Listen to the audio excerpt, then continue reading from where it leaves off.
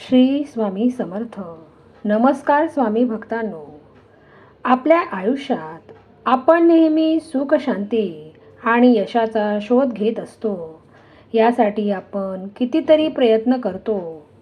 पण तुम्हाला माहीत आहे का, आपल्या संस्कृतीत एक असा काळ सांगण्यात आला आहे, ज्या काळात केलेले थोडेही प्रयत्न आपल्याला 1000 पटीने फळ देऊन जातात. होय, मी बोलते अधिक महिन्याबद्दल, ज्याला पुरुषोत्तम मास असेही म्हणतात.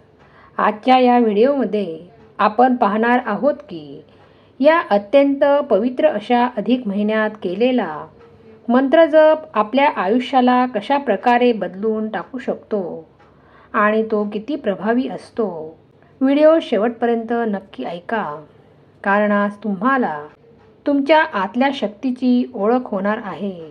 भक्तांनो, जर 3 वर्षांनी येणारा हा अधिक महिना कोणतीही भौतिक कामे करण्यासाठी शुभ मानला जात नाही, जसे की लग्न किंवा गृहप्रवेश, पण हा काळ आध्यात्मिक प्रगतीसाठी आणि स्वतःला ओळखण्यासाठी आणि ईश्वराशी जोडले जाण्यासाठी सुवर्णकाळ मानला जातो. या महिन्याचे स्वामी स्वतः भगवान विष्णू म्हणजे पुरुषोत्तम आहेत. ज्याप्रमाणे एखाद्या परीक्षेच्या आधी आपल्याला रिव्हिजन करण्यासाठी सुट्टी मिळते, अगदी त्याचप्रमाणे निसर्गाने आपल्या ऋषीमुनींनी आपल्याला दिलेली ही आध्यात्मिक सुट्टी आहे. आपल्या मनाची मरगळ झटकून आत्म्याला शुद्ध करण्याची हीच ती वेळ आहे. मंत्रजप करणे म्हणजे केवळ काही शब्दांची उजळणी करणे आहे का? तर मुळीच नाही. मंत्र या शब्दाचा अर्थ होतो मनात त्रायते इति मंत्र, म्हणजेच जो मनाचे रक्षण करतो, मनाला चुकीच्या मार्गावरून भटकण्यापासून वाचवतो तो मंत्र. जेव्हा आपण एखाद्या मंत्राचा सतत जप करतो, तेव्हा आपल्या शरीरात आणि भोवती एक सकारात्मक ऊर्जा निर्माण होते. आजचे विज्ञानही हे मान्य करते की विशिष्ट ध्वनी लहरी आपल्या मेंदूला शांत करू शकतात, आपला तणाव कमी करू शकतात आणि आपली एकाग्रता वाढवू शकतात. अधिक महिन्यात विश्वाची ऊर्जा अत्यंत उच्च पातळीवर असते. त्यामुळे या काळात केलेला मंत्रजप थेट आपल्या अंतर्मनावर आघात करतो आणि आपल्याला आतून मजबूत बनवतो.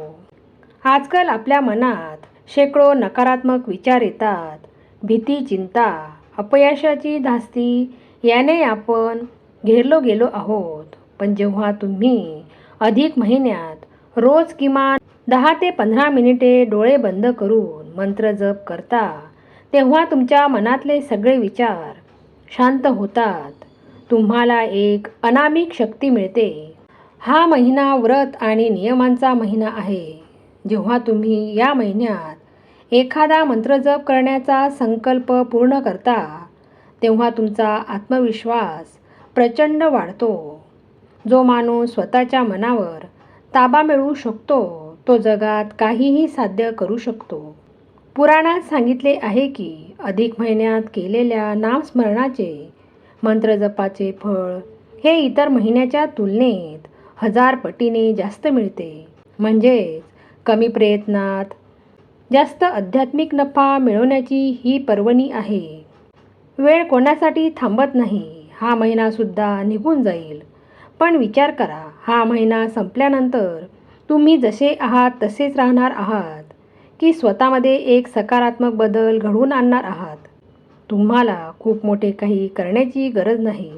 तुम्ही ओम नमो भगवते वासुदेवाय, हरे कृष्ण कृष्ण कृष्ण हरे हरे, हरे राम राम राम हरे हरे, किंवा तुमच्या आवडीचा कोणताही मंत्र, कोणत्याही देवतेचे नाव रोज किमान 1 माळ 108 वेळा जपायला सुरुवात करा. सकाळी उठल्यावर किंवा रात्री झोपण्यापूर्वी फक्त 10 मिनिटे स्वतःसाठी काढा. जेव्हा तुम्ही मंत्राच्या नादात हरवून जाता, तेव्हा तुम्हाला जाणवेल की तुमच्या आयुष्यातील अडचणी छोट्या वाटू लागल्या आहेत. शेवटी एवढंच म्हणेन, धावपळीच्या या युगात थोडं थांबायला शिका.